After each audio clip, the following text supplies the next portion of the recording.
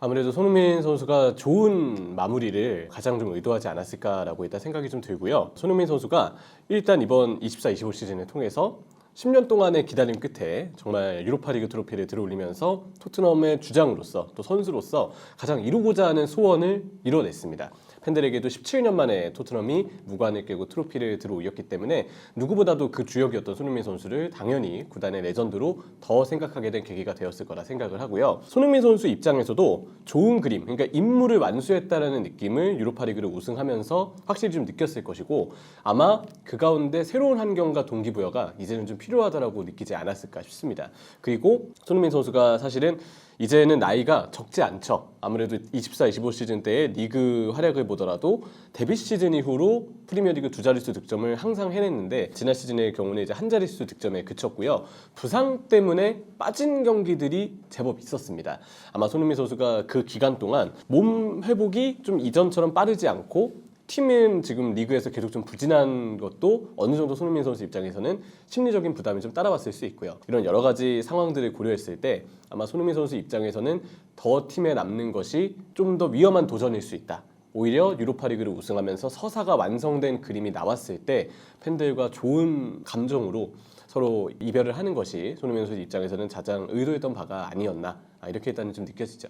오늘 이제 스포츠 동아에서 흥미로운 기사가 하나 나왔는데요. 손흥민 선수의 이 토트넘을 떠나고 지금 LAFC로의 이적이 굉장히 좀 유력한 상황이거든요. 팀을 옮기게 되는 과정에서의 비하인드를 스포츠 동아에서 좀 다뤄줬습니다. 근데 그 내용은 제가 보기에도 상당히 좀 흥미로운 부분들이 일단 많았는데요. 첫 번째로 손흥민 선수가 이미 토트넘으로부터 지난 시즌 중에 재계약 제안을 무려 2번이나 제안을 받았다고 합니다. 이게 의미하는 바는 토트넘 호스퍼가 손흥민 선수를 분명 잡고자 하는, 잔류시키고자 하는 의지가 굉장히 강했음을 알 수 있고요. 결국은 시즌 중에 손흥민 선수가 기존 계약에 담겨 있었던 1년 연장 옵션, 이 계약 연장 옵션을 발동하는 것으로 일단 연장 자체는 마무리가 됐는데, 그러니까 이거는 재계약을 한 건 아니고 연장 옵션이 발동된 거라서 계약 기간만 1년 같은 조건에서 연장이 된 거, 늘어난 거라고 보시면 됩니다. 근데 이것도 구단의 선택이 아니고 손흥민 선수의 선택이라고 기사에서는 언급이 되더라고요. 그러니까 토트넘이 재계약 제안을 2차례나 손흥민 선수에게 제안을 했는데 손흥민 선수가 고민이 굉장히 깊었다고 합니다. 이전보다 부상도 좀 많아졌고 빠지게 되는 경기들도 그러다 보니까 조금씩 늘게 되고, 아무래도 과거보다는 전체적인 몸의 컨디션이나 폼 자체가 일정하지만은 않다는 걸 손흥민 선수 스스로 많이 느꼈겠죠.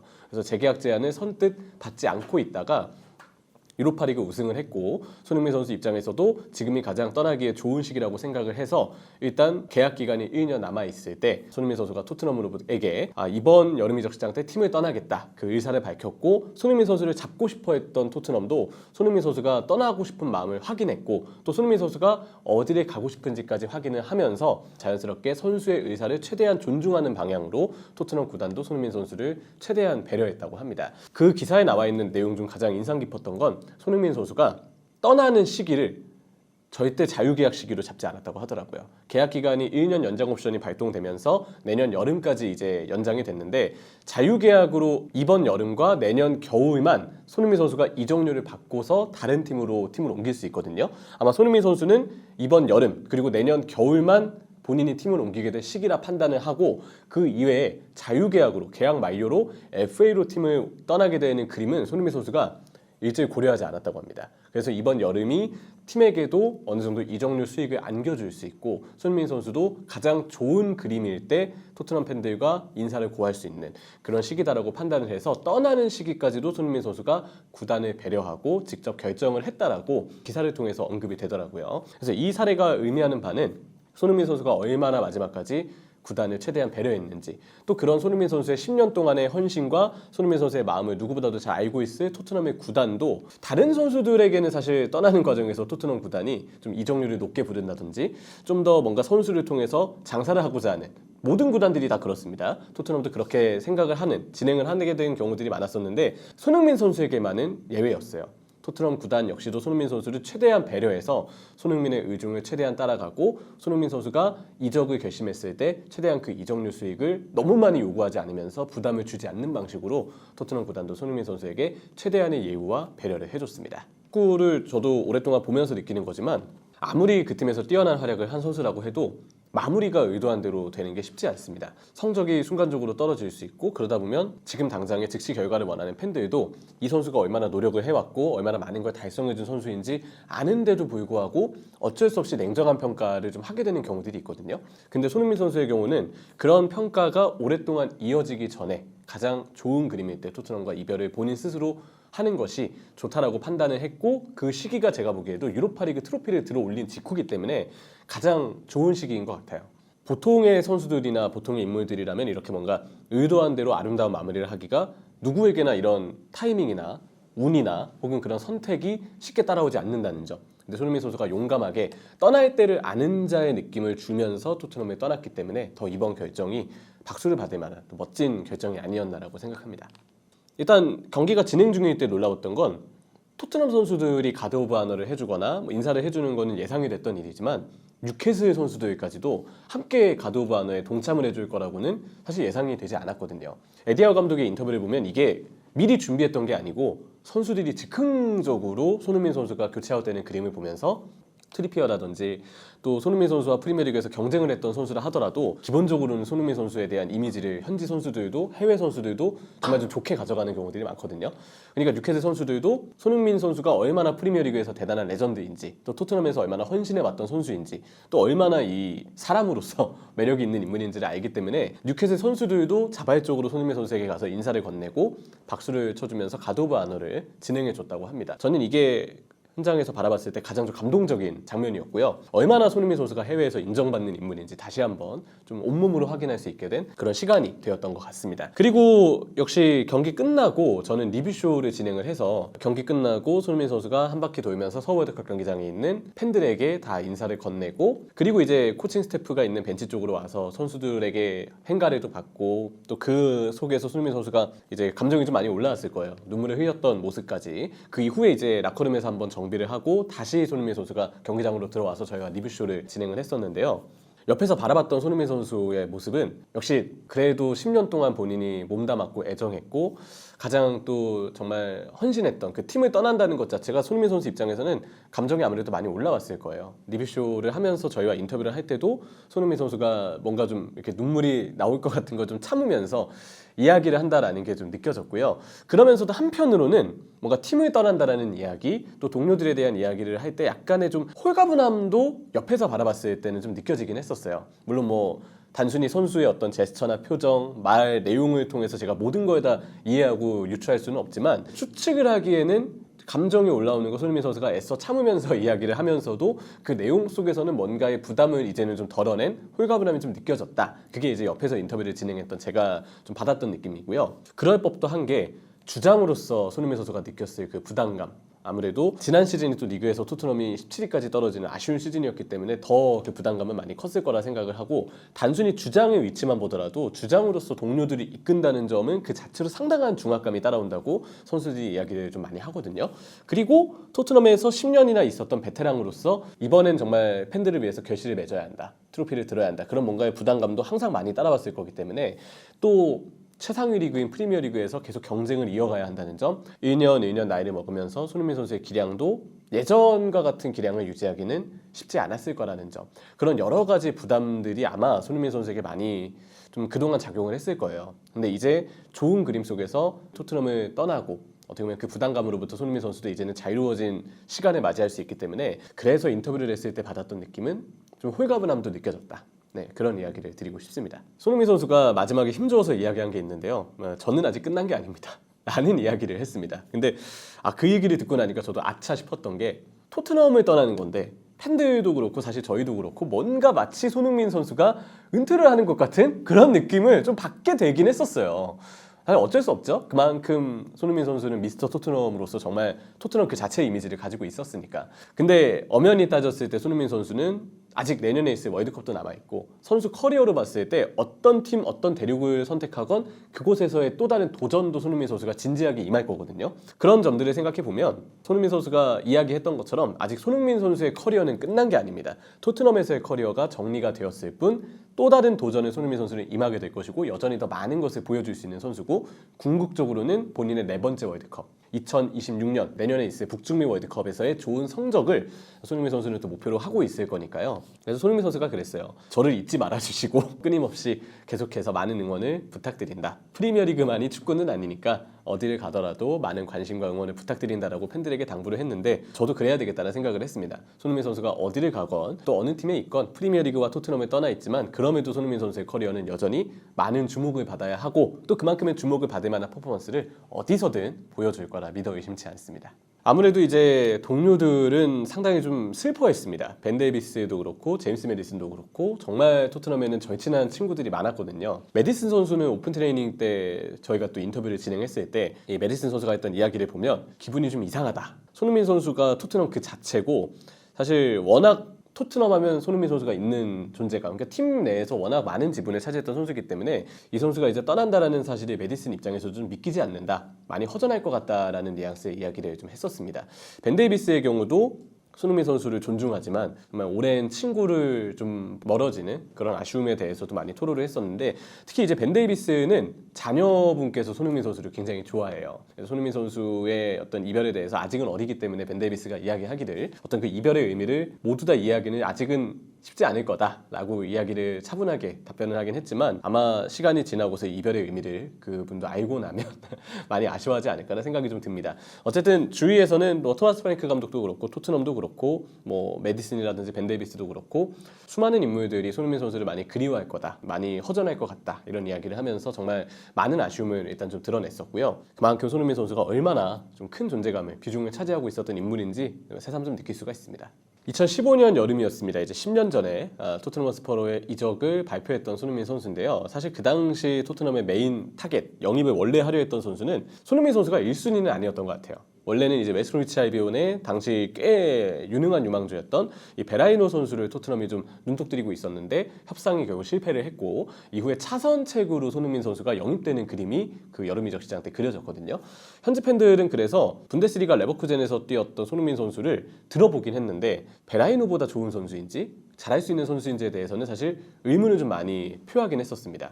그리고 첫 번째 시즌 때 손흥민 선수는 프리미어리그에서 적응기가 좀 필요했었어요. 크리스탈 팰리스전에 데뷔골을 터뜨렸지만 이후에는 아무래도 프리미어리그 리그 자체에 대한 적응이 좀 필요했고 새로운 팀에 대한 환경 적응도 필요했고요. 그러다 보니까 박스한 움직임, 오프더블 이런 부분에서 첫 시즌에는 좀 미숙함을 드러내면서 일정하게 손흥민 선수가 활약을 하지 못했고 당시만 하더라도 토트넘 팬들의 반응도 좀 아쉽다는 반응들이 이어지긴 했었죠. 근데 2016-17 시즌부터 손흥민 선수의 이 잠재력은 본격적으로 폭발을 합니다. 영어를 더 잘하게 되면서 동료들과의 의사소통이 원만해진 것도 이유가 되겠고 환경 자체가 좀 더 편해졌겠죠. 그리고 그 시기에 토트넘은 포체티노 감독의 리더십, 전술 능력, 선수단 구성도 최상이었기 때문에 2015-16 시즌 프리미어리그에서 토트넘은 3위, 2016-17 시즌에 토트넘은 2위를 기록했습니다. 전력 자체가 또 굉장히 좋았어요.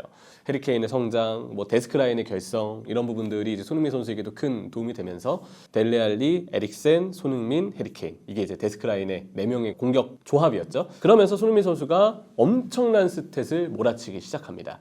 토트넘도 리그에서도 챔피언스 리그에서도 좋은 성적을 냈던 기간이었고 절정에 달했던 건 역시 2018-19 시즌이 되겠죠. 맨체스터 시티를 상대로 손흥민 선수가 워낙 또 강한 면모를 보여줬는데 당시 이제 챔피언스 리그 8강에서 보여줬던 명승부 그리고 그때 손흥민 선수의 기가 막힌 득점들은 아마 라이브로 보시는 팬분들에게는 잊지 못할 명장면일 거라 생각을 하고요. 아쉽게도 이제 2018-19 시즌 챔피언스 리그는 준우승에 그치긴 했지만 한국인 선수로서 또 한 번 박지성 선수에 이어서 챔피언스 리그 결승 무대를 밟아봤다는 데에 상당한 의의가 있었습니다. 이후에는 손흥민 선수가 아쉽게도 델레알리 선수의 폼은 시즌을 거듭할수록 좀 떨어지고 있었고 또 이제 에릭센 선수도 폼이 떨어지면서 동시에 본인이 좀 팀을 떠나고자 하는 마음도 있었기 때문에 데스크라인은 해체가 됐고 손흥민과 케인만이 남아 있었죠. 근데 오히려 손흥민과 케인의 호흡은 정말 더더욱 절정에 달했습니다. 드록바와 램파드가 가지고 있었던 프리미어리그 골 합작 듀오 1위 이 기록을 손케라인이 월등히 뛰어넘으면서 가장 많은 골을 합작한 프리미어리그 듀오 드록바와 램파드의 기록을 손케라인이 갈아치우고 단독 압도적인 1위 자리로 올라서게 되었죠. 그리고 2019-20 시즌 번리전에서 터뜨렸던 정말 대단한 드리블 이후의 득점이었죠. 피파 푸스카스상을 수상하면서 손흥민 선수에게도 엄청난 업적이 또 하나 쓰여졌습니다. 그리고 그 활약은 쭉 이어져서 2021-22 시즌 대망의 프리미어리그 득점왕을 손흥민 선수가 차지하게 되었고요. 당시 최종전이었던 노리치 원정에서의 그 손흥민 선수의 골에 소리를 지르시고 환호하셨던 팬분들이 굉장히 많으실 거라고 생각을 합니다. 그동안 이제 조제 무리뉴 감독, 또 안토니오 콘테 감독, 좋은 감독들이 토트넘을 이끌면서 손흥민 선수에 대한 신뢰를 아낌없이 쏟아냈고요. 그리고 이제 손흥민 선수는 포스테코글루 감독을 만나게 되죠. 2023-24 시즌 그리고 2024-25 시즌 포스테코글루 감독과 2시즌을 함께 했는데 해리 케인 선수가 결국 2024년 여름에 토트넘을 떠나게 되면서 손흥민 선수가 차기 주장으로 토트넘의 주장으로 2024년 여름에 발표가 됩니다. 그리고 2025년 5월이었죠. 맨체스터 유나이티드를 꺾고 유로파리그 결승에서 우승을 차지하면서 손흥민 선수가 토트넘의 17년 만에 메이저 대회 우승, 정말 오랜만에 트로피를 팬들에게 선물하면서 주장으로서 최고의 영예를 안게 되었습니다. 토트넘에서의 공식 일정을 마무리 지었고요. 이렇게 손흥민 선수의 지난 10년 동안의 서사는 정말 위대하고 아름답게 마무리가 됐습니다. 일단 토트넘의 경우는 새로운 선수 영입을 발표했는데 웨스트햄의 모하메드 쿠두스 선수가 이제 영입이 됐습니다. 프리시즌 일정도 지금 소화하고 있고요. 쿠두스 선수는 오른쪽에서 뛰게 될 가능성이 높은데 사실 좌우가 다 가능하기는 하거든요. 그리고 만약에 쿠두스를 오른쪽에 쓴다면 기존 오른쪽 자원이 왼쪽에서 뛰게 될 가능성도 배제할 수 없겠죠. 그리고 완전 영입한 마티스타의 선수도 왼쪽 윙 자리가 가능하기 때문에 아마 기존 자원들을 좌우에 모두 배치를 하면서 공백을 좀 메우기 위한 준비를 하지 않을까라는 생각이 좀 들고요. 쿠두스 선수는 손흥민 선수와는 플레이 스타일이 좀 다른 편이에요. 제 예상에는 아마 쿠두스는 그래도 오른쪽에서 더 기회를 많이 받을 거라고 보이기는 한데 이 선수는 아래에서부터 볼을 끌고 올라오는 볼 운반 능력, 드리블 능력이 상당히 좋은 편이거든요. 그러니까 손흥민 선수의 빈자리를 정말 손흥민과 비슷한 유형으로 확 메운다기보다는 그만큼 손흥민 선수가 해줬던 역할 자체가 굉장히 많으니까 손흥민 선수가 해줬던 득점력, 뭔가 기회 창출, 동료와의 연계, 압박 이런 걸 쪼개서 각 분야에 맞는 선수들을 따로따로 이렇게 배치하는, 그러니까 한 명이 해줬던 역할을 여러 선수가 분담하는 방식으로 공격 자체가 재편될 가능성이 저는 좀 높지 않을까 여겨지긴 합니다. 그렇기 때문에 아쉬운 거는 지금 제임스 매디슨 선수의 장기 부상 상황인데 아직 저희 촬영일 기준으로 어느 부위의 부상인지가 명확하게 발표가 되지 않았지만 지금으로서는 매디슨 선수가 좀 길게 빠져있을 가능성이 크거든요. 그리고 깁스 화이트 선수를 토트넘이 영입하려고 했는데 아쉽게도 노팅엄과 재계약을 하면서 영입 자체가 불발되고 말았죠. 지금 쿠두스를 영입하긴 했지만 여전히 공격진에는 더 추가적인 얼굴이 토트넘이 필요한 게 사실이고요. 이야기가 나오고 있는 선수는 뭐 잭 그릴리시나 아니면 뭐 레알 마드리드의 호드리구와 같은 선수들이 이야기가 나오고 있는데 이적 시장이 이제 한 달도 안 남았습니다. 토트넘이 좀 빠르게 움직여서 말씀드렸던 것처럼 손흥민 선수의 장점을 온전히 한 명이 다 메꾸는 거는 제가 볼 땐 쉽지 않을 것 같고요. 손흥민 선수가 해줬던 여러 역할들이 있는데 그 역할들을 쪼개서 기존의 선수들 또 새로 오는 선수가 분담해서 대체할 수 있는 공격 구성 자체가 좀 재편될 수 있는 그런 구조를 노리는 것이 토트넘에게는 중요하지 않을까 싶습니다. 아무래도 포스테코글루 감독과는 확연히 다르다는 것을 지금 프리시즌 동안에 프랭크 감독이 좀 증명을 해주고 있고요. 아스날과의 이 홍콩에서 열렸던 프리시즌 경기를 토트넘이 승리를 해냈거든요. 그 경기를 보면 프리시즌인데도 불구하고 정말 짜임새 있는 수비를 토트넘이 구현하고자 노력을 했고 확실히 포스테코글루 감독의 그냥 무분별한 압박과는 좀 다른 궤의 축구를 하고 있습니다. 압박을 할 땐 하지만 상황에 따라서는 내려와서 수비와 미드필더의 좁은 간격을 형성하는, 그래서 중앙에 아주 컴팩트한 수비 대용을 만드는 것이 토마스 프랭크 감독의 의중대로 토트넘이 이번 프리시즌 동안에 시도하고 있는 그림이고요. 그리고 빌드업 시에도 역시 롱패스로 한 번에 상대 진영에 넘어가는 시도 자체가 굉장히 많아졌습니다. 이번 쿠팡 플레이 시리즈 때도 한 번에 전방으로 볼을 보내면서 뉴캐슬의 라인이 올라가 있는 그 틈, 뒷공간을 토트넘이 노리고자 준비를 좀 많이 했었는데 이런 좀 큰 폭의 전환 자체가 좀 더 다채롭게 이루어지고 있고 수비할 때의 컨셉도 상황마다 좀 더 안정감을 지향하고 있다는 점, 이런 부분이 토마스 프랭크 감독이 포스테코글루와는 상당히 다르다는 것을 좀 보여주는 것이 아닌가 싶습니다. 그러니까 정리를 하자면 수비로 복귀를 할 때 조금 더 안전지향적인 움직임이 좀 있다. 근데 그렇다고 해서 압박을 안 하는 건 아닙니다. 근데 상황에 따라 시간대에 따라 굉장히 유연하게 수비 전술이 좀 갖춰져 있다는 것이 토트넘에게 확인이 되고 롱볼 빌드업이 늘었어요. 그래서 좀 더 빠른 공수 전환을 기대해 볼 수 있다는 점, 이런 점들이 이제 토마스 프랭크 감독이 오고 확실히 달라진 대목이라고 좀 보여집니다. 근데 아무래도 이제 매디슨 선수의 부상도 그렇고 뭐 모건 깁스 화이트 선수의 영입 실패도 그렇고 선수단이 일단 지금 더 보강이 되긴 해야 될 겁니다. 기존 자원들만으로 손흥민 선수가 빠졌는데 전력이 플러스가 될 가능성은 굉장히 희박하거든요. 아무리 프랭크 감독이 전술적으로 좀 좋은 그림을 그려놓고 틀을 만든다 하더라도 선수단 자체가 제가 볼 때 특히 공격진은 숫자가 좀 부족합니다. 그래서 보강이 앞으로 어떻게 이루어지는지에 따라서 분명 토트넘은 좀 올 시즌에 대한 대략적인 윤곽을 좀 더 새롭게 그려볼 수 있을 거라고 일단은 좀 보여지고요. 프랭크 감독은 상대에 따라서 굉장히 유연하게 전술을 접근하는 감독이기 때문에 대응 전술이 좋아요. 그래서 제 생각에는 지난 시즌보다는 리그에서 좀 더 안정된 성적을 낼 가능성은 있습니다. 근데 안정된 성적일 뿐이지 더 올라갈 수 있을지에 대해서는 여전히 물음표거든요. 이게 잘 갖춰지려면 선수단이 일단 더 좋아져야 되고, 토마스 프랭크 감독도 브랜트포드 때 그랬지만 상대에 대한 대응 전술을 되게 유연하게 잘 준비하긴 하는데 막상 토트넘이 주도권을 쥐고 가야 될 경기일 때, 그럴 때 뭔가 좀 미미한 경기력이 오히려 좀 나오면서 결과적으로 이도저도 아닌 결과로 경기가 좀 끝나는 경우들이 브랜트포드 감독일 때도 좀 있었던 인물이에요. 그런 뭔가의 좀 의문점, 우려점을 프랭크 감독이 어떻게 토트넘 감독으로서 좀 떨쳐내는지도 사실 올 시즌에 남아있는 변수라고 좀 봐야 될 거라고 생각합니다.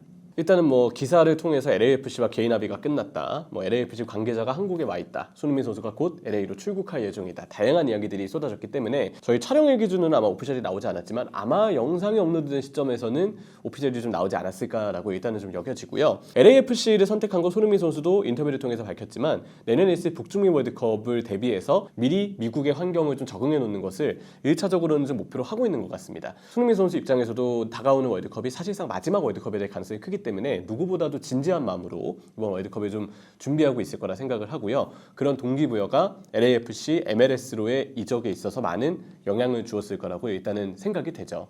MLS 무대 자체가 역시 북중미 시장이 크고 LA의 경우는 한국 교민분들도 굉장히 많으셔서 그 지역 내에서도 또 팀을 통해서도 MLS를 통해서도 확실히 손흥민 선수가 끌어올릴 수 있는 브랜드 가치가 훨씬 더 높아질 거거든요. 그리고 당연히 내년에 미국에서 월드컵이 열리기 때문에 손흥민 선수가 이와 연계해서 마케팅을 준비할 수 있는 부분들도 상당히 많을 거라고 좀 여겨지고요. 그러니까 브랜드 가치적인 면에 있어서도 손흥민 선수가 영리한 판단을 했다고 생각해요. 그리고 당연히 미국이기 때문에 뭔가 다른 국가의 다른 대륙으로 이동하는 것보다는 좀 더 그래도 손흥민 선수가 환경 자체가 꽤 좋아지는 부분도 있을 거라고 좀 추측이 되거든요. 그런 점들을 생각하면 손흥민 선수의 이번 이적 선택은 상당히 합리적이다. 게다가 전 동료였던 미구 유리스 골키퍼도 지금 LAFC에 있기 때문에 뭐 재회를 하는 것도 좀 반가운 요소이지 않을까라고 일단은 좀 보여지고요. 근데 LAFC도 손흥민 선수 입장에서 그냥 쉬러 가는 게 아닙니다. 결국 LAFC도 지금 당장의 즉시 전력감이 필요하기 때문에 MLS 최고 이적료 기록을 경신할 가능성이 높은 그 2천만 파운드의 이적료로 LAFC가 손흥민을 데려오려고 하는 거고요. 그 말인즉슨 손흥민 선수가 오면 즉시 성과를 내줘야 돼요. LAFC도 창단 이후에 빠르게 성과를 내면서 계속 윈나우 정책을 펴고 지금도 계속해서 이제 또 다른 성과에 집중하고 있는, 목표로 하고 있는 굉장히 야망이 넘치는 팀인데요. 그렇기 때문에 손흥민 선수가 가게 되면 바로 성과를 내줘야 되기 때문에 이 또한 손흥민 선수 입장에서는 또 하나의 도전이 될 수 있다. 이렇게 일단 여겨지고, 리그에서는 이미 LAFC가 에이스가 있습니다. 데니스 부앙가 선수가 있는데 이 선수가 왼쪽 윙자리 주전이거든요.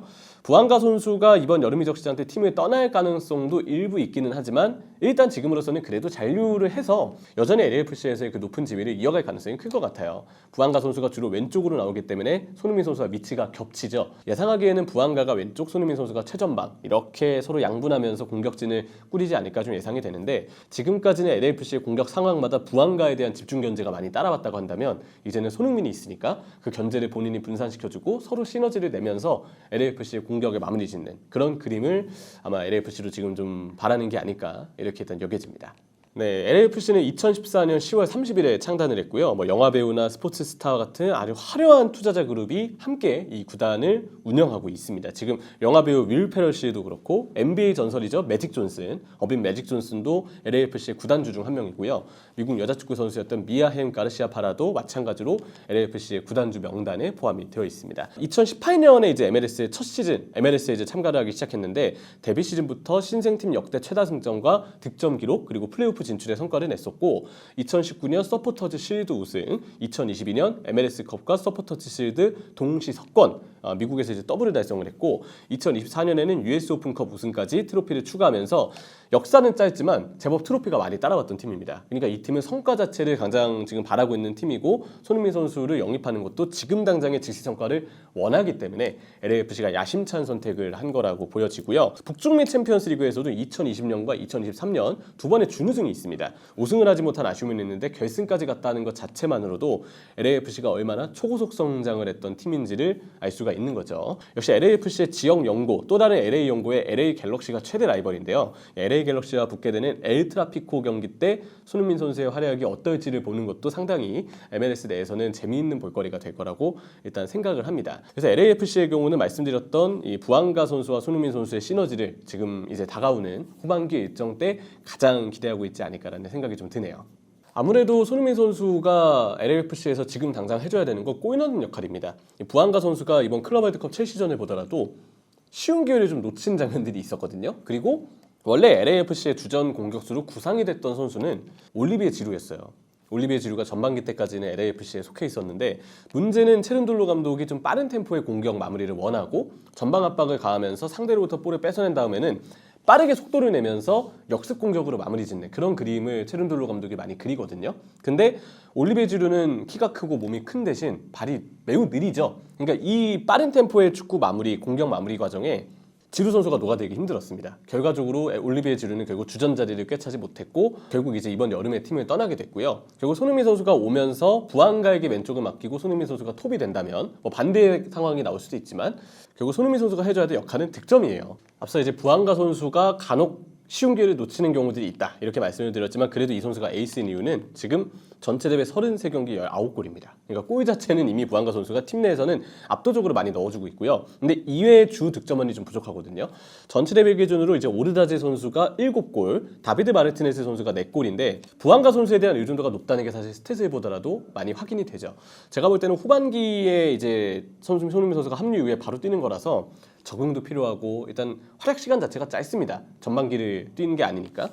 부안가 선수만큼의 골을 바로 넣는 것은 아마 쉽지는 않겠지만 그래도 어느 정도는 후반기 때 부안가 선수 다음에 부득점원이라든지 아니면 부안가 선수보다도 후반기 득점 페이스가 올라오는 걸 LAFC는 바라고 있겠죠. 그리고 현실적으로 LAFC가 손흥민 선수를 데려올 때 지불하는 2천만 파운드 정도의 이적료를 생각해보면 짧은 기간이라 하더라도 후반기 때는 아마 부안가 선수보다 더 많은 골을 손흥민 선수가 넣어야 할 겁니다. 이 이적료에는 사실상 손흥민 선수의 어떤 인지도적인 면도 반영이 되어 있겠지만 활약으로 보면 MLS 최고의 선수급의 활약을 해줘야 되는 게 맞아요. 왜냐면 이 이적료가 정말 사실이라면 MLS 역대 이적료 기록이기 때문에 손흥민 선수가 이적 직후 바로 활약을 하면서 MLS 최고의 선수까지 거듭나는 것이 사실 LAFC가 갖고 있는 가장 좀 높은 기대치라고 좀 보면 되겠습니다. 일단 LAFC가 클럽 월드컵 때문에 이 서부지구에서 경기 수가 일단 모자릅니다. 근데 모자른 경기 수가 지금 다른 경쟁팀들과 비교하면 한 3경기 정도, 2~3경기 정도 차이가 나는데 이 잔여 경기에서 모두 이긴다고 가정을 하면 그래도 선두권 경쟁은 계속해서 좀 이어갈 수 있는 위치에 있어요. 서부지구 선두는 지금 샌디에고 FC와 밴쿠버 화이트캡스, 미네소타 유나이티드와 같은 팀들이 속해 있는데 제가 볼 때는 LAFC가 그래도 시애틀 사운더스나 포틀랜드 팀버스보다는 좀 더 좋은 성적을 낼 가능성은 좀 높아 보이고 손흥민 선수가 오면서 이 잔여 일정의 승리 확률을 높이고 계속해서 선두 경쟁을 이어가는 것 최종적으로는 이제 플레이오프에 오르는 것을 LAFC가 가장 목표로 좀 해야 될 것 같다라고 생각이 좀 들고요. 많은 분들이 이제 리오넬 메시와의 맞대결을 많이 좀 기다리고 계실 것 같은데 아쉽게도 이 메시가 있는 인터 마이애미는 동부지구에 있습니다. 그래서 이제 지금 인터 마이애미는 동부지구 현재 순위로는 5위 마찬가지로 인터 마이애미도 클럽 월드컵 참가를 했기 때문에 경기 수가 다른 팀들보다 3경기 정도 지금 부족하거든요. 근데 인터 마이애미와 이제 로스앤젤레스 FC, LAFC가 만나려면 플레이오프에서 만나는 경우의 수가 있기는 하죠. 근데 평소 리그 일정이 진행 중일 때는 동부지구, 서부지구가 다르기 때문에 그때는 만나지 못한다. 그런 점도 추가로 말씀드릴 수 있겠습니다. 사실 그런 면에서 올 시즌은 LAFC가 이전 시즌보다는 상대적으로 좀 아쉽다라고 봐야 될 성적을 일단 이어가고 있고 이후에도 감독 교체가 예정이 되어 있으니까 어느 정도는 좀 어수선한 분위기라고 지금의 흐름은 좀 진단을 해볼 수가 있을 겁니다. 손흥민 선수도 직접 좋아하는 데이비드 베컴이 MLS도 갔다가 이후에 또 유럽으로 잠시 또 왔었죠. AC 밀란에서도 뛰고 파리에서도 뛰고 사실 그런 그림이면 제일 좋을 것 같은데 근데 사실 손흥민 선수가 누구를 꼭 롤모델로 삼지 않아도 되는 게 본인 스스로의 지금 토트넘의 이별 과정 자체가 누군가한테 롤모델이 될 만한 일을 남겼습니다. 그렇기 때문에 손흥민 선수는 그냥 손흥민 선수의 서사대로 이미 충분히 좋은 커리어를 너무나도 잘 이어가고 있다는 생각이 들고요. 팬으로서의 바람은 데이비드 베컴이 MLS를 가고 난 뒤에도 LA 갤럭시에서 활약하고 유럽으로 또 와서 유럽 무대에서도 꽤 저명한 팀들, 엄청난 팀들에서 계속 도전을 떼긴 했었는데 오래 보고 싶은 마음에 베컴처럼 좀 뭔가 선수 커리어를 쭉 이어왔으면 좋겠다라는 그런 생각도 있지만 어떤 선택을 하건 손흥민 선수를 존중하는 게 맞죠. 정말 고생 많이 했고 앞으로의 도전도 많이 응원하고 싶습니다.